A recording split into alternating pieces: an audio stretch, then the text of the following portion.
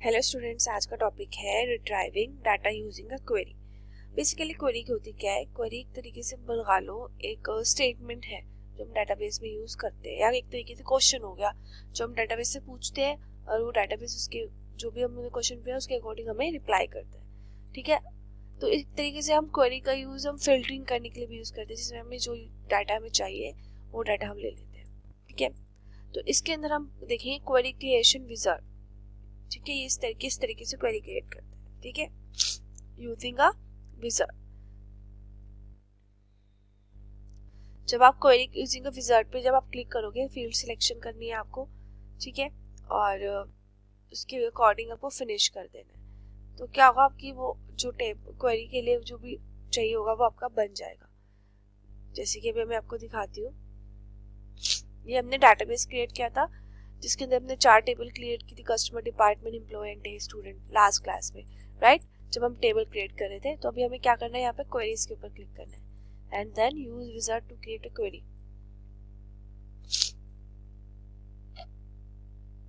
ठीक है, इस तरीके से ओपन हो गया। आपको क्या करना है, आपको यहाँ पे पहले तो टेबल सेलेक्ट करनी है। कौन सी टेबल चाहिए? मान लो आपको स्टूडेंट की टेबल चाहिए। ठीक है, इसमें आपके पास क्या क्या फील्ड्स है? Roll number, name, class, father name और मदर नेम। तो आप कोई भी एक फील्ड को सिलेक्ट करो, एरो की हेल्प से क्वेरी वाली फील्ड में चला जाएगा। आप यहाँ पे क्लिक करोगे, फील्ड्स इन द क्वेरी में आ गया। ठीक है, इस तरीके से कर सकते हो। नेम को करना है तो आप यहाँ पे एरो पे क्लिक कर दो। अगर आपको सारे के बारे में भेजने हैं तो डबल एरो है, इसके ऊपर क्लिक कर दो तो सारे जितने भी थे वो सारे इकट्ठे यहाँ पे पहुंच जाएंगे। अगर मान लो आपको फिर से क्वेरी से वापस भेजना है तो आपको नीचे डबल एरो पे क्लिक कर देना है, तो सारे चले जाएंगे। ठीक है, और अगर एक एक करके भेजना है तो यहाँ पे क्लिक करो, एक एरो है। आपको ऊपर नीचे करना है तो आप इन एरो की हेल्प से भी कर सकते हो। ठीक है, उसके बाद आपको क्या करना है, फिनिश करना है। ठीक है, तो ये आपकी इस तरीके से हमारी विजार्ड क्रिएट हो जाती है।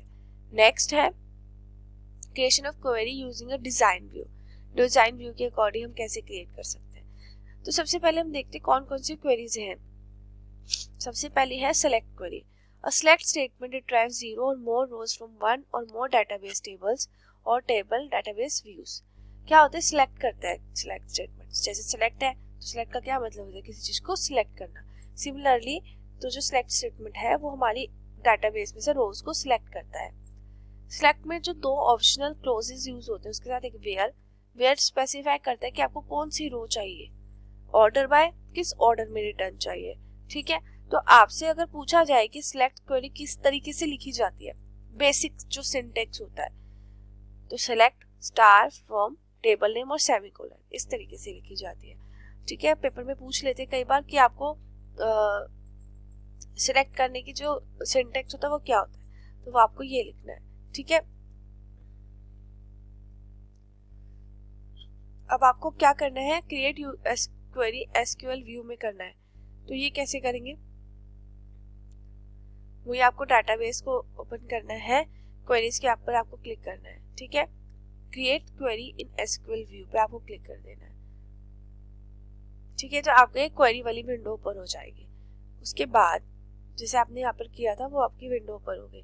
इस तरीके से ब्लैंक विंडो आ जाती है। ठीक है, you can type any query in the above window and execute it by it using your F5 की।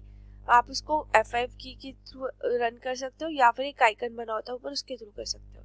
जैसे कि मान लो अभी जैसे भाई स्टूडेंट टेबल बनी हुई है तो हम स्टूडेंट टेबल के ऊपर करके देखते हैं। तो वो क्वेरी करना है, create query in SQL view करना है। ठीक है, तो सिलेक्ट कमांड लिख के देखते हैं। तो select star from student, student हमारी टेबल का नाम था, उसके बाद सेमीकोलन।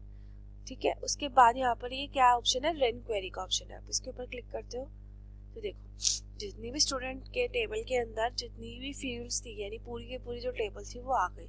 ठीक है, उसके बाद अभी तो हमने सिंपल सिलेक्ट स्टेटमेंट देख ली कि सिलेक्ट स्टेटमेंट क्या करता है, जो भी हम टेबल हम सिलेक्ट करते हैं सारी टेबल के अंदर जितना भी डाटा होता है वो सारा शो कर देता है।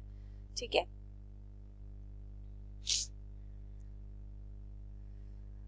अब नेक्स्ट जैसे मान लो हम वेयर क्लोज का करते हैं कि वेयर कैसे हम कमांड यूज करते हैं। जैसे कि अब देखो, to display the record containing the same type of value in where.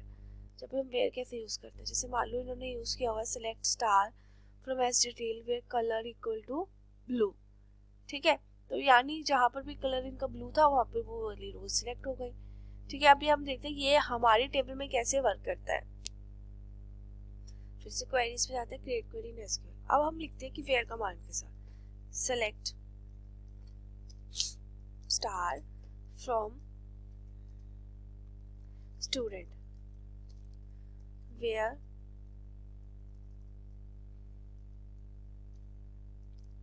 Name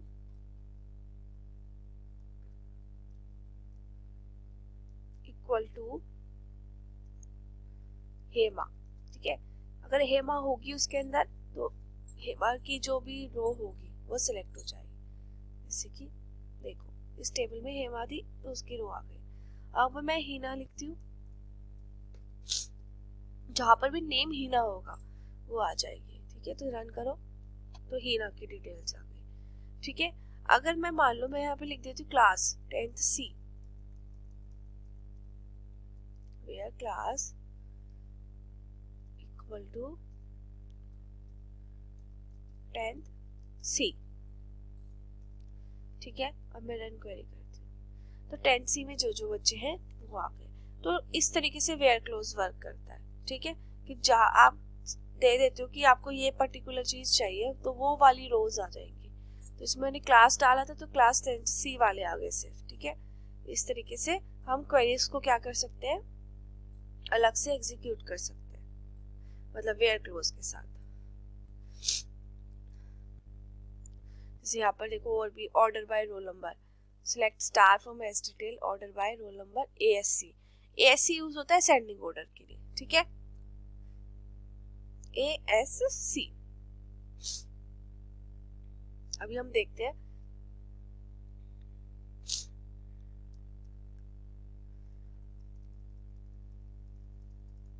ठीक है। हम लिखते हैं ऑर्डर बाय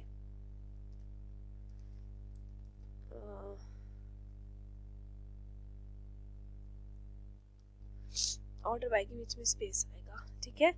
ऑर्डर बाय किसके ऑर्डर बाय करना है आपको, मान लो आपको ऑर्डर करना है फादर नेम के according, father name, okay, equal to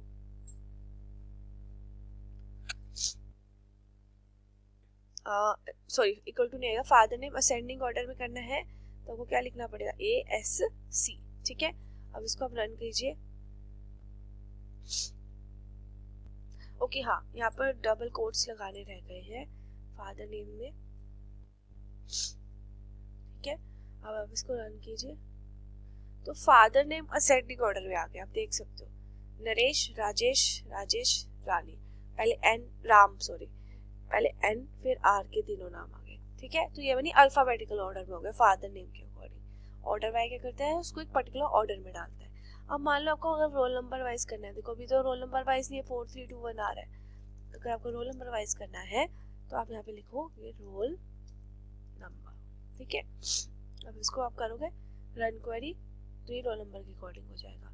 आप मदर नेम लिखोगे तो मदर नेम के अकॉर्डिंग ऑर्डर हो जाएगा। ऑर्डर बाय होता है असेंडिंग या डिसेंडिंग ऑर्डर में करना, और ASC किस लिए यूज करते हैं, असेंडिंग ऑर्डर के लिए, ठीक है। उसके बाद आपकी आती है अपडेट कमांड। अपडेट क्या करते हैं कि आपके टेबल में कोई मिस्टेक हो गई है, आपको कुछ चीज अपडेट करनी है तो आप उसको अपडेट कर सकते हो, ठीक है। जैसे update table name, set column name और equal to value, column name और वैल्यू और वेयर कंडीशन, इस तरीके से वर्क करता है। अब इन्होंने यहाँ पर जो एग्जाम्पल दिया हुआ है उसके अकॉर्डिंग इनका क्या है, इन्होंने क्या क्या है, अपडेट लिखा पहले, फिर टेबल का नाम, क्या चीज आपको सेट करनी है, आपको लोकेशन इक्वल टू भुवनेश्वर करनी है जहां पर रोल नंबर 14 है, ओके। तो एक बार हम इसको दोबारा से करके देखते हैं। Queries, create query in SQL view, ठीक है। अब मालूम आपको अपडेट कमांड में लिख के दिखा रही हूँ। अपडेट कौन सी टेबल में करनी है, हमें स्टूडेंट टेबल में करनी है। अपडेट स्टूडेंट, क्या अपडेट करना है आपको, तो पहले आपको सेट करनी है, वैल्यू को सेट करना है। तो मान लो को फादर नेम को सेट करना है राकेश, ठीक है। इसके बाद where command, where roll number equal to 3। Okay, जैसे ही मैंने यहाँ पर क्लिक किया रन क्वेरी, वैसे ही टेबल के अंदर क्या होगा, जहाँ पर भी रोल नंबर 3 है उसके फादर नेम राकेश हो जाएंगे। ओके, मैंने यहाँ पे रन के ऊपर क्लिक कर दिया तो क्या हो गया, ये ऑटोमेटिकली टेबल के अंदर अपडेट हो गई।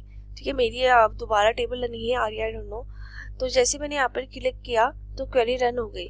ठीक है, और टेबल के अंदर जो डाटा था वो क्या हो गया, हमारा सेव हो गया। ठीक है, जैसे कि मैं आपको दिखाती हूँ, एक मिनट।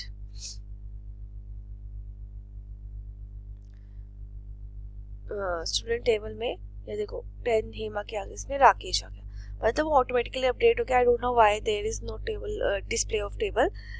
जिस टेबल दोबारा अपडेट होने के बाद टेबल डिस्प्ले क्यों नहीं हो रही, बट हाँ यहाँ पर जब मैंने टेबल देखी तो ये टेबल में अपडेट हो गया। तो अपडेट टेबल में इस तरीके से अपडेट करते हैं। ठीक है, ये टॉपिक यही खत्म होता है। नेक्स्ट टॉपिक है क्रिएट फॉर्म्स एंड रिपोर्ट। ये आपका लास्ट टॉपिक है इस यूनिट का, आई थिंक सो। लेट्स मी सी, ये आपका लास्ट टॉपिक है इस यूनिट का। तो ये हम नेक्स्ट क्लास में करते हैं। Okay, thank you.